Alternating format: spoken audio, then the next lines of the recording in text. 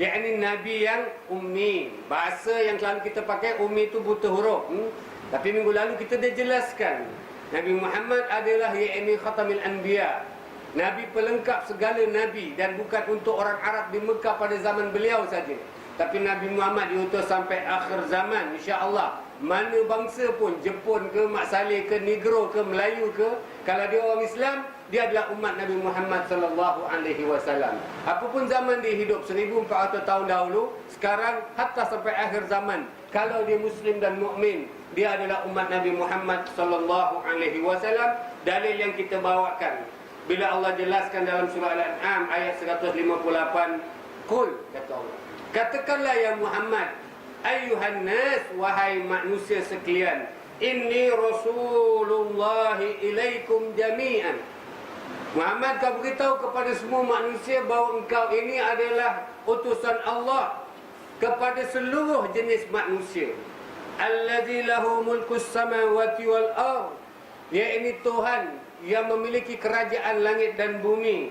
La ilaha illahu, tidak ada Tuhan melainkan Dia. Yuhyi wa yumit, yang menghidupkan dan yang mematikan. Fa aminu billahi wa rasulih, hendaklah kalian semua beriman kepada Tuhan, yakni Allah Subhanahu wa taala, dan juga utusannya An-Nabiyil Ummi, yakni utusan Allah yang terakhir ini diberikan satu nama sebagai ini Nabi yang ummi. Ini kita dah bincang panjang lebar. Minggu lalu saya cuba elaborate seberapa yang mampu untuk memahamkan jemaah yang hadir. Kenapa Allah jadikan Nabi yang terakhir ini Nabi yang digelar sebagai Nabi yang ummi? Bahasa yang kita fahamkan, Nabi yang ummi itu buta huruf. Tapi kita dah jelaskan pada minggu lalu, bukan itu tujuan dan maksud Allah gelar Nabi Muhammad sebagai Nabi yang ummi. Tetapi kita bawakan dalil untuk mengelakkan fitnah, untuk mengelakkan supaya orang-orang kafir tidak menuduh Nabi Muhammad sallallahu alaihi wasallam mengarang kitab. Kalau Nabi Muhammad boleh menulis, pandai membaca daripada tulisan-tulisan, sudah tentulah orang-orang kafir akan menuduh bahawa Al-Quran ini dibuat, dikarang oleh Nabi Muhammad sallallahu alaihi wasallam. Sekaligus kita ceritakan bahawa inilah di antara salah satu daripada mukjizat Nabi Muhammad sallallahu alaihi wasallam. Tak boleh menulis, tak boleh membaca pada mana-mana tulisan, tapi dalam surah Al-Jumu'ah Allah ceritakan, huwallazi ba'atsa fil ummiyin rasulan minhum. Allah lah yang telah mengutuskan kepada umat-umat yang ummi seorang rasul di kalangan mereka juga. Kemudian kata Allah, yatslu alaihim ayatihi. Nampak tak? Walaupun ummi tapi yatslu alaihim ayatihi, dia membacakan ayat-ayat Allah Subhanahu wa taala. Wa yuzakkihim, dan mensucikan mereka. Wa yuallimuhumul kitab. Bayangkan orang tak boleh tulis, tak boleh membaca daripada tulisan, boleh mengajarkan kitab-kitab tersebut. Wal hikmah, dengan penuh segala macam hikmah. Ada ulama mengatakan dengan sunnah dan sebagainya. Wa in kanu min qablu la fi dhalalin mubin, padahal umat-umat ketika itu dalam keadaan kesesatan yang sangat nyata. Jadi kita dah bawakan penjelasan. Ayat ini menjadi dalil. Bukanlah yang dimaksudkan Nabi Ummi tak boleh baca. Boleh. Yatslu alaihim, kata Nabi bacakan. Kita duduk, kita fikir, kata perkara yang sangat heran bin ajaib, pelik, binti tak boleh masuk akal. Orang tak boleh tulis, cincin yang kita buktikan. Orang yang tak boleh baca daripada tulisan-tulisan, tapi boleh bukan saja membaca dengan yang terbaik. Kalau kita belajar tentang ilmu Quran, pertama-tama akan dijelaskan siapakah yang paling baik bacaannya. Kita kena sebut Nabi Muhammad sallallahu alaihi wasallam. Bukan daripada sudut tajwidnya, dari sudut lagunya, suaranya, adalah orang yang paling baik. Bayangkan dia tak boleh membaca daripada tulisan, tapi bacaan yang terbaik. Dan Nabi Muhammad sepanjang 23 tahun boleh menghafal di dalam dadanya 6,000 lebih ayat. Setiap ayat yang diturunkan, dan boleh mengajar dengan penuh hikmah. Dan minggu lalu saya sebut, Nabi boleh mentamadunkan orang-orang jahiliyah. Bahkan Islam mentamadunkan seluruh manusia sampai hari ini yang mau dekat dengan agama Allah Subhanahu wa taala. Ini yang kita sebutkan, itu benda yang pelik. Minggu lalu saya cuba perjelaskan tentang Al-Quranul Karim adalah mukjizat Nabi Muhammad sallallahu alaihi wasallam. Nabi Muhammad tidak diberikan tongkat seperti mana Nabi Musa yang boleh membelah laut. Nabi Muhammad tidak buat kapal seperti mana Nabi Nuh buat kapal. Nabi Muhammad tidak ubat orang yang ada sakit sopak, kebuta dan sebagainya. Kita dah jelaskan bukan nak menghina mukjizat-mukjizat Nabi-Nabi sebelumnya, tak. Ulama mengkaji setiap mukjizat yang Allah berikan kepada Nabi-Nabi sebelumnya, ya tak, penuh dengan segala macam hikmah. Akal kita tak boleh ini menjangkau. Kita kena sebut Allah A'lam. Allah yang maha mengetahui dan sudah tentu banyak ya ini hikmah-hikmahnya. Akan tetapi para ulama mengatakan bahawa segala mukjizat tersebut sesuai dengan zaman orang-orang yang hidup pada Nabi-Nabi ya ini tersebut. Adapun Nabi Muhammad SAW tidak hanya diutus untuk umat 1400 tahun dahulu, tidak. Bukan hanya sekitar di Hijaz saja, tidak. Tapi dalil yang kita ketengahkan, ya tak, Nabi Muhammad adalah khatamul anbiya, pelengkap segala Nabi.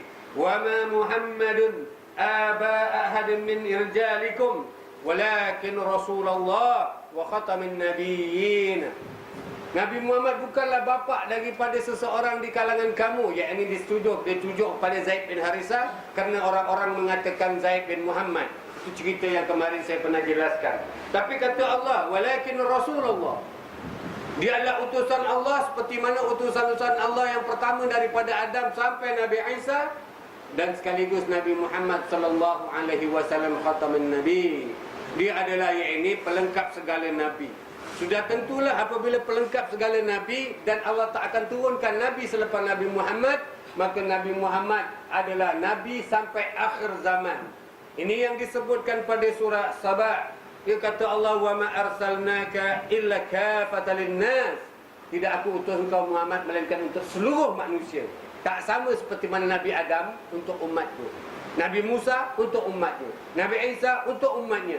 Tapi Nabi Muhammad sallallahu alaihi wasallam, apa yang aku berikan kepadanya, sama ada Al-Quran maupun yang ini mukjizat-mukjizat yang berlaku pada Nabi Muhammad SAW, semuanya akan diambil iktibar sampai akhir zaman. Mukjizat Nabi Muhammad itu perlu, yang ini hari ini relevan. Maka itu kata ulama Al-Quran lah, yang ini mukjizat Nabi yang terbesar. Nabi tidak meninggalkan apa-apa perkara yang pelik-pelik, melainkan Nabi tinggalkan Al-Quranul Karim. Dan hari ini Al-Quran dikaji, dibincang habis satu persatu sehingga ulama keluarkan buku Al-Quran dan Sains. Ya tak? Ijaz Quran, di mana Al-Quran itu membuktikan kebenaran kekuasaan Allah Subhanahu wa taala.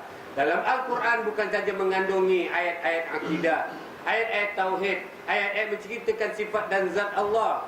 Al-Quran tidak menceritakan masalah hukum saja, tapi Al-Quran menceritakan benda yang detail, komplit. Bila Allah nak lengkapkan Al-Quran ini, Allah turunkan satu ayat, Al-yawma akmaltu lakum dinakum wa atmamtu alaikum ni'mati. Pada hari ini aku sempurnakan, ini segala nikmat-nikmat. Aku cukupkan segala nikmat-nikmat bagi kamu. Semua, ya tak? Akmal, kamil, ya tak? Hari ini sempurna segala-galanya, ya tak? Artinya di dalam Al-Quran semua benda telah diceritakan. Itu dalam Al-Quran menceritakan masalah kejadian manusia. Dia cerita detail daripada mana asalnya manusia, bagaimana Allah ciptakan Adam, bagaimana Allah bezakan ciptaan Isa dengan Adam, dan bagaimana Allah ciptakan yang ini manusia daripada perut ibu-ibu yang mengandung sepanjang 9 bulan itu. Dia detail satu persatu. Islam menceritakan peredaan yang ini bumi, matahari, cakrawala-cakrawalanya. Semua cerita-cerita yang bersangkut paut dengan ilmu. Maka itu hari ini kita akan nampak bahawa Al-Quran ini dikaji oleh pakar-pakar. Mereka nampak di sinilah mukjizat Al-Quran Karim. Bagaimana Nabi Muhammad yang membawa Al-Quran. Sebab itulah dia sangat berbeza dengan kitab-kitab sebelum. Al-Quran ini pertama-tama yang Allah turunkan, Iqra. Bacalah, belajarlah, berilmulah. Ini yang isyarat nak beritahu kepada kita Al-Quran sesuai pada zaman mana pun, insya-Allah sampai yaumul qiyamah. Akan tetapi kita sudah jelaskan juga kepada para jemaah, walaupun Nabi yang disebut Nabi Muhammad disebut sebagai Nabiul Ummi, orang-orang yang ada penyakit di dalam hati mereka, yakni orang-orang kafir, mereka tetap menuduh Nabi Muhammad sallallahu alaihi wasallam membuat Al-Quran. Minggu lalu saya dah jelaskan. Kerana dalam hati ni ada penyakit, tak?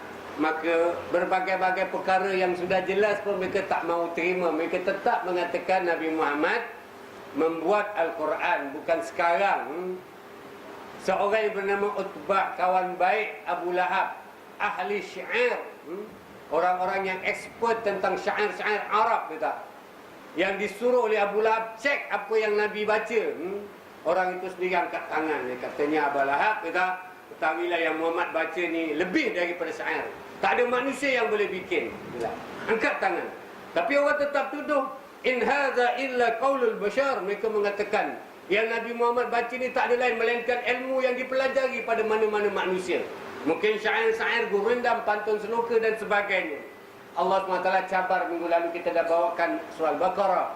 Wa in kuntum fi raibi mimman nazzalna ala abdina fa'tu bi suratin min mislihi wad'u syuhada'akum min dunillah in kuntum shadiqin.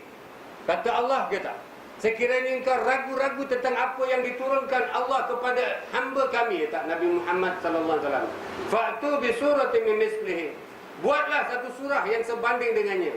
Wad'u syuhada'akum min dunillah, panggil pakar-pakar, expert-expert kamu, buat, ya tak? Kalaulah kamu benar-benar orang yang jujur, in kuntum shadiqin, ya tak? Cuma kecualikan Allah SWT. Kita dah cerita panjang lebar pada minggu lalu. Akhirnya orang-orang musyrik jahiliah angkat tangan. Mereka tak mampu bikin. Kata Allah, fa illam taf'alu wa lan taf'alu fattakun nar allati waquduha an-nas wal hijara uiddat lil kafirin. Kamu tidak akan mampu membuat Al-Quran ini, walaupun ini satu surat, tak mampu. Tak boleh. Dan pasti kamu tidak akan mampu.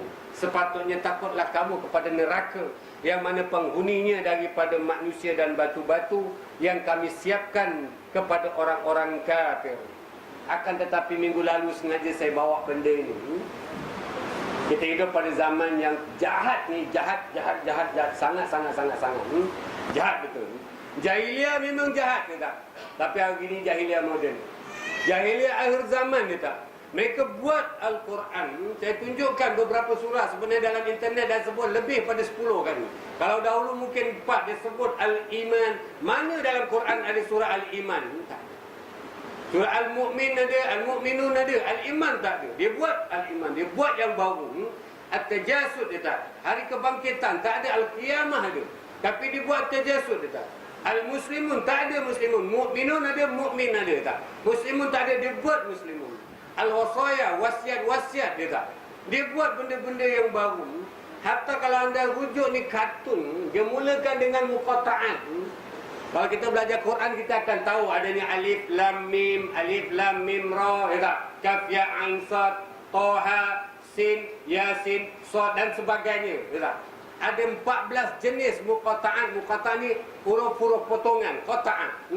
Yang ulama qiraat mengatakan bahawa itu adalah yakni rahsia Allah, tak diizinkan kita menterjemahkan, ya tak? Ada 14 jenis daripada 29 surah.